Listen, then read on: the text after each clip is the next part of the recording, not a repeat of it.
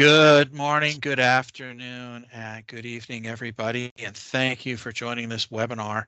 We are so excited to be here to talk to you about SAP contract and lease management, a topic we haven't touched on in a while, but is really becoming a hot new topic of the day in the past couple of months. And I'm super excited to have my friend and colleague here, Pete Graham. Pete, usually we're talking to you about RevRec, but welcome to talk about leasing. Thanks, Sean. Good to be here. Happy New Year. Happy New Year. Yes. One of our first webinars in the new year. First webinar of the new year. Look forward to a few more coming. Yeah. So there we are. So I am John Froelich. I'm with Bramisol here, and Pete Graham, Director of Finance Solutions. So we'll talk a little bit about these subjects. Quick housekeeping reminders.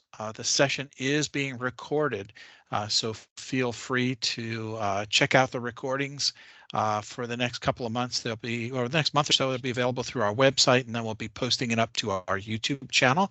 So check that out. Feel free to ask questions throughout the webinar. We'll answer those as we can. And then, if you have any specific questions, feel free to follow up. And then check out our other webinars. And you can do that by contacting us, either hitting over to our Bramisol webpage at bramisol.com. We have a ton of content on lease management for real estate, for movables. So check all of that out. You can join us on YouTube. As I mentioned, we have a great YouTube channel available for you to check out with well over 200 different pieces of content available to you about SAP finance solutions and the digital solutions economy. And you can join our LinkedIn groups. So Pete, like I said, it's been a while since we've talked about leasing. And maybe it would be a good idea. Maybe we can take a moment to recap and talk a little bit about, what started this whole process in the first place. Why were we talking about leasing in the past? And the big changes primarily, I think, mostly to the movables, but to the whole process in general. Yeah, I think the accounting standards, right? IFRS 16 and ASC 842. That's what they eventually became known as, and they've been effective right now for 3 or 4 years. So that's kind of what got a lot of attention. Of course, those standard setting processes go back much longer than that. But I think really what happened was the digitalization of the lease assets. I mean, up to that time, up to these new standards, Right. Usually, these lease portfolios were noted in footnotes, right, in the financial statements. But now, after these standards are effective, they're now front and center, so to speak. And so that's really the biggest change, right? So now companies had to go through their file drawers, get all those paper copies, get them in the system. And that did have some benefits, besides just, accounting for them now more transparently. Companies are forced to make sure that those parts of the business were effectively managed, and things like, sending extra payments or erroneous payments out for a lease, right? That wouldn't happen anymore, right? Because it's all now in the digital system. So absolutely, we know. Yeah, go ahead. No, go ahead. Yeah. I was going to say we saw a lot of companies scramble, to get ready for the 2019 dates, and a number of companies then, afterwards had to get ready. We had both public and private adoption, and of course they all had options on how they were going to do that. And we saw some interesting activity, and you talked about the digitalization, if you will, of the actual leases, and that was a big process, but a lot of insights came out of that as well, and we'll talk about those going forward. Yeah, I mean, most companies have now a much more transparent or a much better feel for what the lease portfolio is, because now it's probably by now all in the system, right? It's all any system. So yep. Although it wouldn't surprise me if they keep finding new leases in their drawers. But yeah, I mean, we have a few, and then I'm still surprised. We do get customers that come to us with new requirements, and as you see, many of them may have complied, but certainly they're not as efficient as maybe they want to be. Yeah, we'll talk about that. So one of the things that started out when you and I started this journey a long time ago, and we you and I and Tom Anderson, we all got together and talked about leasing in general, was a feeling that, hey, this is a new solution for SAP. And the reality is exactly the opposite. Actually, this, interestingly enough, 2004, lease accounting with generic contract management came out. That was the same year, by the way, that Hasso Plattner bought Bramisol. So that's kind of interesting. But That um, is. yeah, some coincidence there, maybe. Yeah. But the reality is, actually, REFX and of course lease management's been around a long time, and it's a pretty stable platform, right? It has been. So it does go back to the flexible real estate days. It was the core module. And it's really been, lots of improvements since then, constantly improved. Essentially what happened was when the new standards came out, and I think they were announced early 2016, there were parts of it Yep. that were announced before then, but all of the SAP products go through legal change updates every year, right, if they're impacted. And CLM was no different. So there were plans to update that, right, as the new standard was released, and there were plans made to update it. And it just continued to get updates. And as we were working with customers, on the feedback of IFRS 16, many of them said, hey, you know what, I just want access to CLM part because of this new standard. So there was a decision made in 2018 that contract and lease management would just be sold as a separate SKU. So essentially it's the same solution. It's just, it was always bundled with REFX, but now due to customer demand and the new standard, it was sold as a separate SKU. Right. And since then, it's kind of changed a little bit, right? Yeah, I mean, so that was the case for a few years, but now with the latest intelligent real estate and some other things, and as for HANA, that has now been bundled back together, and we're getting a lot of feedback that customers may want even fewer bundles. So I would think that in the future we may even have bigger bundles, right? As we There you go. take the number of SKUs and just try to reduce the complexity so it's easier for customers to understand. But yeah, so it's all the same Absolutely. software. It's just maybe it's bundled differently. Yeah. Right. And a lot of customers out there also, whether they're on ECC or S4, a lot of, while there's a huge opportunity for optimization and some other things, it's very similar in terms of core structure from ECC to S4, making migration pretty easy, right? It is. It's basically the same accounting engine, so it's very easy to go from one platform to the other, so to speak. Yeah, from the accounting perspective. Yeah. Yeah. One of the other unique things that's on here is this reasonable assurance report, and I know you and I Yeah. discussed it early on, and customers have asked about it. They can certainly go and download it, but maybe you can just summarize. What did PwC have to say? Sure, and customers can download it in the famous notes, the 2, 2, and 5, 5s, right? So 2, 2, 5, 5, 5, 5, 5. There's a link in there. It's from PwC, I believe, Germany. And so you can get your own downloaded copy from that link and password that's in the note. Essentially what PwC was, they went through the standard at the time. So this is back in 2018. And there were examples in the standard, and they tried to set up a CLM system so that they could actually go through and calculate the standards examples, or the examples in the standards, and get the same results that that are shown in the standard. And that's essentially what they did. So I like to call this an assurance report that basically, they had kind of a defined set of examples, and they configured the system to meet those examples, and all of that was successful. So it's kind of a good proof point. Oh, yeah, yep, absolutely. And of course, because of SAP's diligent attention to how you roll out and what you do with your code, there was also a statement about the regressions and the fact that updates, the way SAP does them, reasonably assure that you're not going to break it when you put the new things in. And of course, you always remind me that that's assuming that you have implemented the software properly. So Yes. Yes. Yeah, I which mean is that. a good reason to choose a good implementer who's done this a few times, right? Yes, exactly. Yeah. And I'm not an expert on the SAP Node application, but I just know from many projects that usually, I kind of sense that you have to apply more notes than maybe some Yeah, people think. But there are a lot of notes out there, there are a lot of dependencies, and so I've found it's usually better to apply more notes than fewer. And of agreed. course, that assurance report, right, is dated from 2018. We're now in 2023. Hard to believe.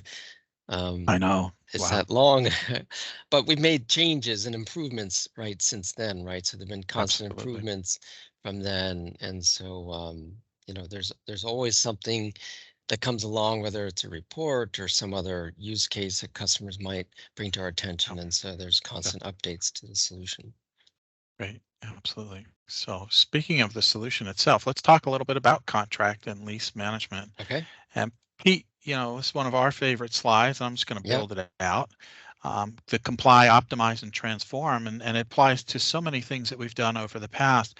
But you kind of hinted at the idea that, and we know we keep actually right now we're having several companies coming to us and saying, hey, I complied, I implemented some third-party solution, a non-SAP solution that just does lease stuff, or I'm still using spreadsheets, I complied, but really I've learned and learned that that's not optimization, that things aren't performing as well. I'm doing a lot of manual inputs.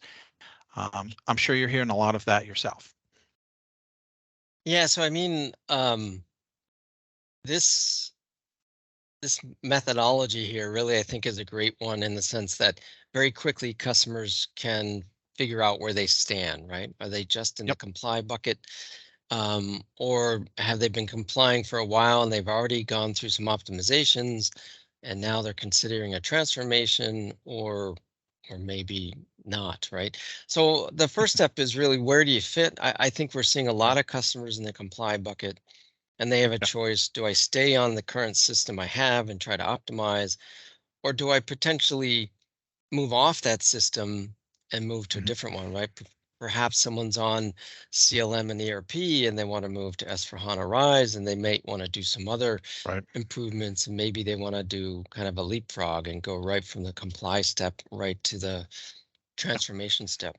Yeah, and they may want to comply. I mean, that leapfrog can be, of course, from a process perspective, but also, they may want to they're in a on-premise environment, and maybe they want to move to a public cloud environment where, you have, SAP Intelligent Real Estate that includes, a full suite of the contract lease management. So there's lots of ways that companies are Yeah, thinking about exactly. that There's lots of transformation, ways. right?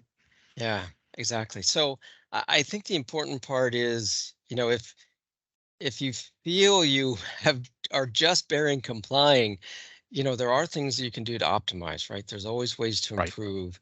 Um, but certainly if you're using spreadsheets or using Excel databases, that's probably, a good time to think about moving to something like CLM, because CLM is a system and there's lots Yeah. of benefits to moving to it. Yeah.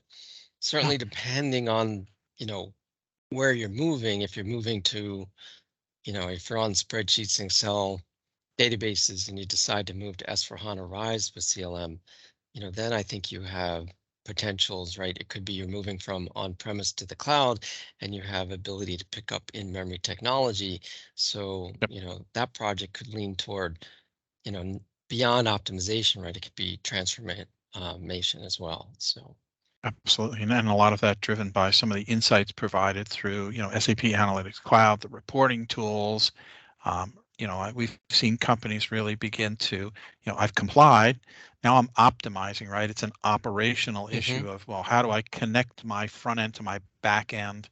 And I connect, and we'll talk about some of this, but really get through that whole process. But transformation is now that innovation and agility, thinking of, if I have insights on my internal borrowing rates, and I can look across my lease portfolio and optimize those internal borrowing rates, leads to the idea of, how am I doing treasury management, for example, and how am I optimizing cash flow and in-house cash and all of that. So the transformation can really create some agility for companies in the future. So Yeah, I would agree. And so yeah, yeah. I was just What going to say, I what? mean, we Yeah, have a lot of customers that now are looking at S/4HANA for the the exactly. transformative items. Spot on, which is a great transition. I mean, give us some perspective. I mean, SAP contract lease management, we talk about it natively integrating to the core, quote unquote. Well, what does that mean really? Yeah, so the original solution back on your timeline from 2004, right? The folks that developed that were part of um, the ERP financial development team. And so when they built the original contract and lease management, they made it very tightly coupled or tightly integrated with the core financials and also the close processes. Um, Right. so I think that's really the thing that's important is that especially when you get into not only setting up the contract, but as we'll talk in a minute, it has a life cycle, it has changes. And so all of those things have to be considered. And now you throw into the mix that you've got a company that's operating 24/7, 365 days a year, and they have to, close the books every month, report every quarter and year. There are a lot of interoperability questions that come up. Right. And so the nice thing about contract and lease management is a lot of those items or issues or concerns are kind of already figured out because it's part of essentially it's natively integrated. It's developed by the core finance Right. team, Hmm. and so it's seamless with the S/4HANA finance operations. Right. And of course, it plays into, as you said, that whole general ledger. We'll talk about some of the multi-gap things in a few moments. And, but that tie directly into accounts payable and accounts receivable, right? Whether you could have, the flexibility of doing leases and subleases and all of that being tied together directly um, is is powerful. And of course, the Yep, yep. controlling and profit centers. Um, and you can standardize leasing processes. I know that, one of the interesting things we're starting to hear customers talk about in the optimized piece is that standardization of processes. They've kind of got a handle on where all their leases are, and they're beginning to get a handle on the volume of those leases, but now they're exploring um, different standardized lease processes, whether it's through a centralized lease management organization, centralized lease accounting, or decentralized. We're seeing a lot of that, right? And Yeah, I then the mean, valuation. Yeah, go ahead. Yeah, I, I mean, all of the components for lease management are within the tool, right? So, right. um, Yeah, the core piece of the contract and right. being able to calculate the right of use assets, right? All of that stuff has been Sure. built in. Yeah. Yes. Well, funny you should mention that. Let's talk a little bit about that because, as I understand it, contract and lease management is a life cycle. It's a full management solution. It's not just a lease accounting solution, and it's not just a lease management solution, right? We've seen other companies that offer lease management solutions, but you have to do your own accounting or vice versa. Um, REFX or CLM in RF is a complete product. It offers complete life cycle management globally, right? Right. And so and that comes out of the, kind of the real estate side, right? So when you have a building, it has a life cycle. And so it's natural that for the contract, you're going to have a life cycle as well. So it Mm, does have a very strong contract management piece. You can put in for the different lease types. There could be different agreement types, terms and conditions, um, reminders when the lease is going to expire. Um, so, and there's some other nuances too in terms of document management, but right, it has a very strong contract management piece. That's kind of its pillar, right, or foundation. right. Hmm. Absolutely, absolutely. And it's all centralized and links into overall. You talked about that idea of evaluation and classification. Of course, it does that across multiple um, scenarios in different ways, right? Yeah, so there's a way that you can add, I think they're called conditions, right, to the rule, essentially rule Hmm. sets. So you can set up these different rules. It does have access to, the calculation engine of the core system for financials Right. that it can use for different scenarios.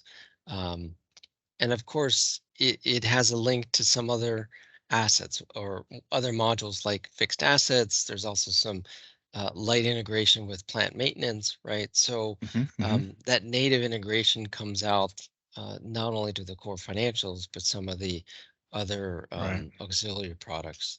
The modifications are important because those are really the change Yeah. scenarios.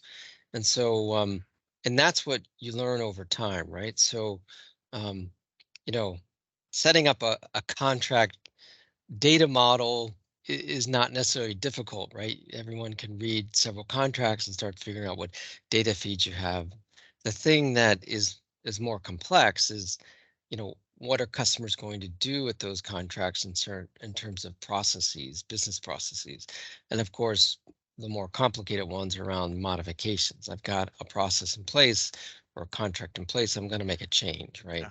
So modification reassessment. So Yeah. that's Exactly. what you learn right over what's now almost 20 years, and that makes the product right stronger and stronger every Yep. day, right? All those lessons learned get then Absolutely. built into the product. Absolutely. Yep. Yep. And then you have that whole statistical valuation, which allows you to post to, you can post using straight valuations and post to the SAP general ledger and balance sheet. But of course, statistical evaluation allows you to post to non-SAP company codes. So companies that maybe have multiple operational ERPs, maybe they do their reporting out of a single one, but there are operational issues, and CLM allows you that flexibility, right? Yes, it does. Yeah. Absolutely. And finally, let's talk, SAP, German company, global company, multi-gap posting. I think there's pretty much not too many gaps out there that we don't address, right? I'd say the core of CLM, or part of the core of CLM, besides the contract management module, is the posting engine, right? So it is an accounting engine. You have to have a good posting. It is enabled for multi-gap. You might have to do some additional Yep. configuration, right, depending on the types of gap you're covering. But certainly, most companies are dealing with IFRS 16 and US, or the US ASC 842, but others are also doing local Mhm. gap, like I said, German HGB or other local gaps. And sometimes they're doing many of these, right? And so that's really um, kind of a complex capability that CLM has with the right setup. But that allows to make sure you're managing your right of use assets and liabilities as best you can under the new standard, right? Yep. And it helps you post in on all of the key aspects that are linked together, multi-gap. And of course, you can do, as I said, each of them can have their own valuation rules, and you can have two or three of them running at once because often you'll have that situation. Yes. So as I said, here is a solution that's a complete global solution for anybody linked back natively. And I think it represents a really powerful solution. Um, so let me, Pete, take this opportunity to do a shameless plug for Bramisol and our accelerators. And I want to talk about how we have four basic accelerators here, non-SAP to CLM conversion tools. And we've been working on this for a number of years. In fact, one of our folks has over 20 years working on the CLM tool. And this experience has led us to create tools and templates that can help accelerate your projects and deliver them on time, on budget. We have some templates and tools that will allow us to quickly format the data, get it into the right format so that it can be loaded up into CLM. And of course, CLM, um, we can do that because CLM natively has mass upload technology, and we take advantage of that process by having these tools and templates available. And we found that can significantly reduce the amount of time required to get your leases loaded. We've gone from companies that have seen multiple weeks to days now to load some of that data when we're able to format it. Another tool that we've presented and we have is our questionnaire that accelerates the discover and design process. We've developed a pretty extensive questionnaire that allows us to really understand upfront and frame the lease contract ecosystem that you have as a customer. We'll ask you about things like lease types and how many different countries, how many different gaps, and it'll give us a very good solid framework to understand how to frame a project and get that moving. And we find that when our customers use that questionnaire, we're able to really reduce or tighten the discover and design process down so that we can implement the project quickly and effectively. Pete, you're familiar with our disclosure and reporting tools, not just from obviously CLM. We do the RevRec ones as well, but we do offer a complete package. We have a large number, a fair number of customers who are continuing to use our disclosure and reporting tools that complement the amazing tools that SAP has and the data capabilities that are available from SAP through CLM. There's a ton of standard reports that are out there for CLM around understanding your portfolio and all of those, but Bramisol has enhanced those and formatted them. So we have some really great webinars that you can check out and some videos out there about these disclosure and reporting tools that are formatted into both the IFRS and FASB formats. And they provide you with what we call drill down, drill through capability. So they are hot links. So that if you look at your overall assets, you can drill down and find out where those assets are, and it gives a real-time link into SAP. And finally, enablement and training. This is a blessing and a curse. What we're finding is that CLM, being a native SAP solution, and customers who understand SAP, we're able to provide them with enablement and training that allows them to run their own system. Our goal is you as a customer should be able to run your own system effectively. And we do provide support, but many of our customers often, have limited needs and limited support on the hypercare aspects. It's both Pete, a plus and a minus. Of course, we'd love to do more work, but the reality is once we set them up on CLM and teach them how to use it, 90% of our customers have no problem with running that solution. So we're excited. I'm excited, Pete, to be back talking about CLM because just over the past 3 months, we've had at least half a dozen companies come to us about CLM and some of the new tools that are out there and are excited to be exploring those options. So I look forward to working with you on this. Yeah, sounds good. So you brought up some great topics for customers to consider, right, when they're looking at CLM. Also, that reporting topic always comes up, right? So it's always a good thing for customers to think about what reports they need, and of course, some of that comes out of that questionnaire, right? So absolutely, yeah. If you were, Pete, to my favorite phrase, the big so what. So we have SAP CLM natively integrated. Uses the same master data, robust system to not only do your accounting but your management. So what?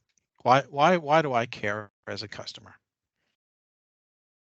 I mean, I think it's this kind of the seamless nature, right? So we give again, if you have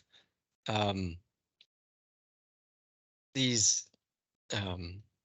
I guess when you're going through your close process, right, you have the interoperability. So you know that the CLM processes and calculations are extremely well aligned with the SAP close process. Also, I think we've talked before at other times, right? If you have a modification or you have a rollback, you have that process integrity, and that's all built in. So that combination is really good for customers based on their feedback, right? Like once they get it set up, things work well, and they work well for a long time. So that robustness in really what customers, the so what is customers, if they go through their requirements gathering process properly, do the right fit gap, do the right configuration, they should get a pretty robust system on the other side of all that. Absolutely. And the other thing is, I think, for customers exploring the public cloud, I'll tell you that the CLM system for public cloud is extremely robust as well. And so, that's yet another option for companies to start exploring, even S/4HANA, and maybe starting with some pilot solutions out there that maybe you can create your own, uh, a standalone lease accounting that gets you your Yep. toe in the ground or toe in the water, as it were, with that. So um, great talking with you, Pete. Same here, John. It's Yep. always a pleasure. I'm sure we'll talk to you. We have another webinar coming up end of February about RevRec. People should be looking for that, but thank you Very so good. much for your time. I You're appreciate it. welcome. All right. And everybody out there, I thank all of you who hung in there through this webinar. We appreciate all of your input and your attendance. And we look forward to seeing you on further upcoming Bramisol webinars.